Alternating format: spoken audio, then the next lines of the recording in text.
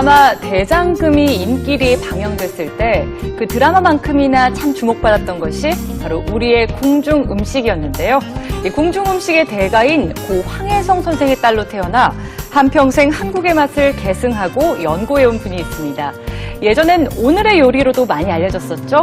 한복선 원장님 이 자리 모셨습니다. 안녕하세요. 네, 안녕하십니까? 안녕하세요. 네. 오늘 나비가 굉장히 우아하고 멋지네요. 그래요. 봄의 나비가 아니라 네. 이제 가을로 접어드네요. 네, 이제 좀 선선해졌죠. 자, 궁중 음식 전문가의 식문화연구원의 네. 약선 음식 전문가. 이젠 사업까지 네. 몸이 몇 개여도 모자랄 것 같아요. 모두가 음식 안에 있는 일이기 때문에 네. 그리 뭐 바쁘거나 부담스럽지 않고 그냥 매일의 생활이 네. 음식 일입니다. 네. 네.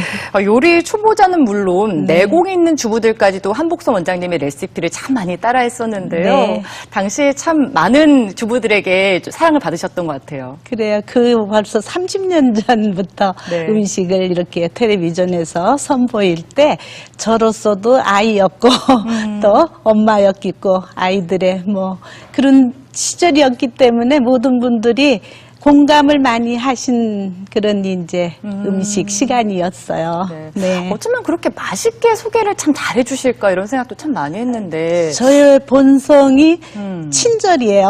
네. 저 음식은 친절이거든요. 그러니까 모든 분들이 제가 설명을 했을 때 이거를 정말 다 이해가 되셔서 집에서 정말로 할 수 있을까 하는 그런 염려가 많았기 때문에 어떻게 하면 한마디라도 더 친절하게 보탬의 얘기를 했지요. 네. 지금도 참 친절하게 말씀을 네. 하시는데 말씀 속에서도 이제 맛이 좀 보이는 것 같습니다. 네. 그만큼 오랜 세월 음식을 접해오셨기 때문이 아닐까 싶은데요. 네. 자, 궁중 음식 대가의 딸로 태어나 요리 연구가란 한 길을 걸으며 어머니의 손맛을 전수하고 한식의 세계화, 또 식문화 연구에 매진해온 한복선 원장님의 성공 비결, 지금부터 차근차근 짚어보겠습니다. 먼저 첫 번째 성공 비결입니다.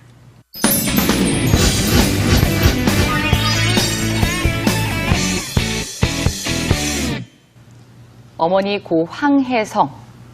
역시나 한복선 원장님의 성공 비결 첫 번째로 네. 어머니를 꼽아주셨네요. 그래요. 궁중 음식의 대가이시기도 했죠. 그래요. 고라는 것이 붙으니까 참 그 옆에 항상 계신 것 같은데 조금 좀 이렇게 새삼 들려오는 그 황혜성 선생님이세요. 네. 저에게는 어머니이지만 또 이제까지 뭐 언제까지나 저의 스승으로서 이제 계신 분인데 네.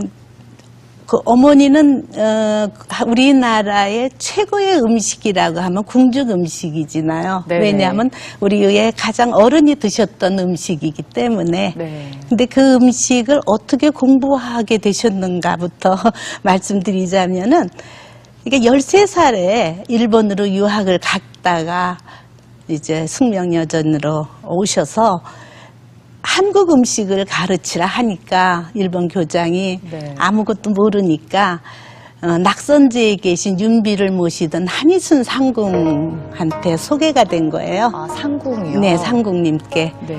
그래서 그분께 이제 사사 배우면서 또 학교에 모시고 가서 학생들에게도 하면 그분은 글을 잘 모르시니까 그걸 다 학문적인 책으로 레시피로 만들어서 학생들에게 가르치고 네. 이렇게 해서 한희순 상궁께 배워서 일대 한희순 상궁은 우리나라 무형문화재 38호가 조선 왕조 궁중 음식이에요. 네.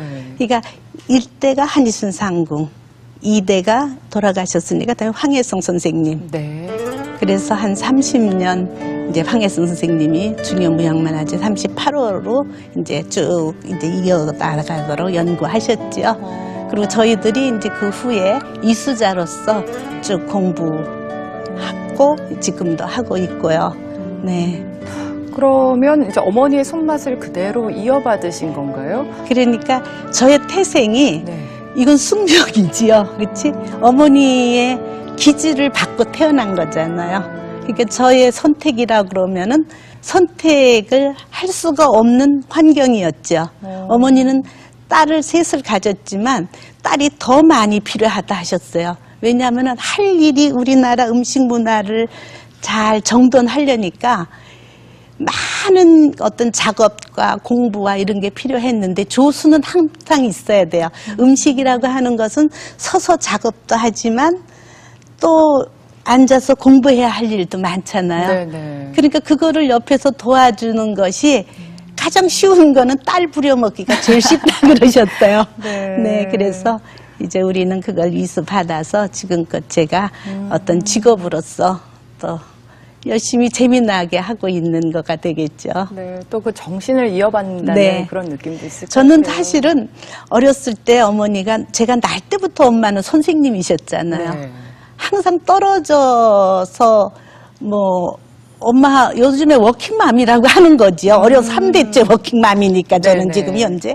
그러니까는 어머니가 그때 어렸을 때 제가 소풍을 가면 온 집안의 소풍이었는데 저는 한 번도 우리 엄마가 따라간 적이 없잖아요.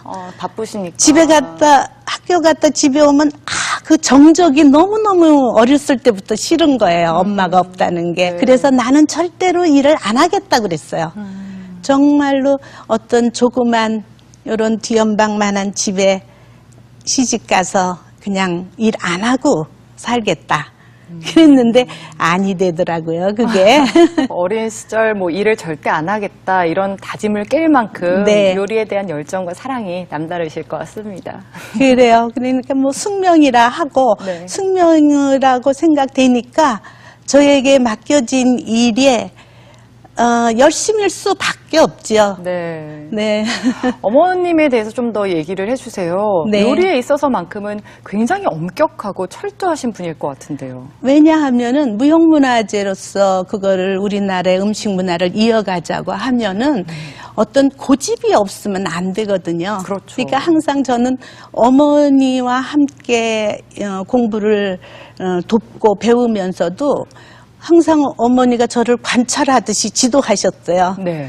그래서 제가 너무나 친절한 나머지 음식을 가르칠 때도 뭐 오늘의 요리에서 집간장인 뭐 이런 청장을 넣어서 미역국은 끓여야 합니다만 없으실 때는 양조간장에 소금을 넣어서 하세요. 뭐 이렇게 했다가 어머니는 너는 왜 아니 할 소리를 하느냐고 딱 청장만 넣으라고 하라. 그러면 저는 엄마는 항상 우리는 음식을 뭐 집안에서 뭐 요거 넣고 저거 넣고 해서 뭐 조물조물 하라라기보다는 요거는 요만큼 넣고 저건 저만큼 넣으면은 이렇게 되니까 요렇게 담고 교육적인 음식을 배웠잖아요. 네. 가르치는 일로서. 네네. 그렇기 때문에 항상 어머니는 철저하게 가르치셨어요. 그러니까 수업 시간에도 이렇게 현대적인 뭐 그런 어떤 그냥 쇠채 이렇게 치면은 수업을 진행을 안 하셨으니까는 전통적인 조리 도구를 가져와야 하고 쌀이 채반에다 전은 붙여서 반드시 밑에 김이 나가도록 해야 하고 그렇게 배워줬기 때문에 네. 저희도 이제 어떤 가정 요리 안에서 조금은 변형을 할 수 있지만 그 깊은 우리의 전통의 여러 가지를 그대로 뿌리 내리려고 하는 것이 몸에 배어졌죠.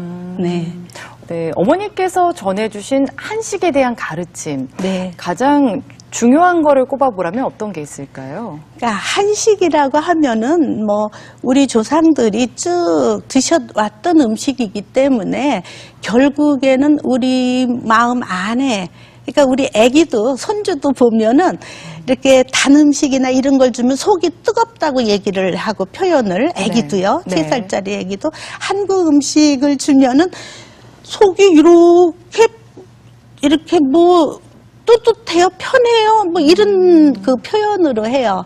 그거를 보면은 한국 음식이라고 하는 것은 우리 것이기 때문에 그 우리의 모든 정서가 담겨 있는 건데 요새 세계화라고 하잖아요. 물론 이제 이렇게 변형도 되겠지만 정말 우리의 그 정서가 안에 있는 건데 정말 한국 음식 안에는 먹는 얘기만 있는 게 아니라 그 안에는 역사도 있고 예절도 있고 모든 것이 담겨져 있는 우리의 문화잖아요. 네. 그렇기 때문에 음식을 한다 그래서 제가 어떤 셰프도 아니고 저는 음식을 잘하는 것도 아니고 그렇다고 무슨 교수처럼 논문을 많이 연구해서 하는 것도 아닌 저의 직업은 음식 연구가거든요. 그러니까 음식 연구가로서는 프로듀서, 그러니까 모든 것을 조합하는 거야. 음식에 관한 모든 것을 네. 조합하는 일. 그것도 우리 어머니로 봤던 한국 음식에 대한 어떤 그런 뭐라 그러나 포인트나 뭐 옆에 있는 감성이나 이런 게 다 아우러져서 되는 것이 한국 음식인 건데 다 제가 지금 이렇게 얘기하는 것도 다 어머니의 말을 제가 옮기는 듯한 그런 이제 착각도 들을 정도로 네. 완전히 몸에 배어 있는 거죠. 네. 저는 특히 엄마를 많이 닮아서 예전부터 작은 황 선생님이라고 했거든요. 아, 그러셨어요? 네. 한식은 나의 숙명이었다. 네. 네, 어머니의 정신을 계속해서 계승하고 또 이어받아서 많은 사람들에게 전파하고자 했던 노력이 지금의 한복선 원장님을 있게 한 성공 비결이 아니었을까 싶네요. 자, 두 번째 성공 비결.